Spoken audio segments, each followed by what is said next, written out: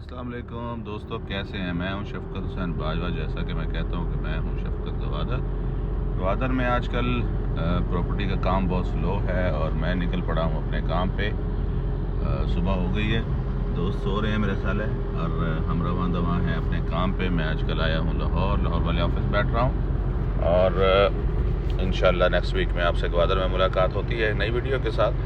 तो बहुत good morning जनाब सारे फ्रेंड्स को। तो काम पे निकले हैं, दुआ कीजिए अल्लाह ताला आसानियाँ करे। दोस्तों आपने वीडियो को स्किप नहीं करना, वीडियो पूरी देखनी है। मैं आपको ऑफिस तक दिखाता हूँ, निकला हूँ। ये लाहौर की है तो सनसेट एवेन्यू, बट मॉर्निंग का व्यू है। क्या बात है, लगता है दुबई में शेख ज़ायद रोड पर जा रहे हैं आप। वैसा तो नहीं है, लेकिन हमारे लिए शेख ज़ायद रोड यही है। तो नेक्स्ट वीक में इंशाल्लाह गवादर मुलाकात होती है और उसके बाद हम मिलेंगे बिजनेस वे दुबई में इंशाल्लाह। अस्सलाम वालेकुम, गुड मॉर्निंग अगेन।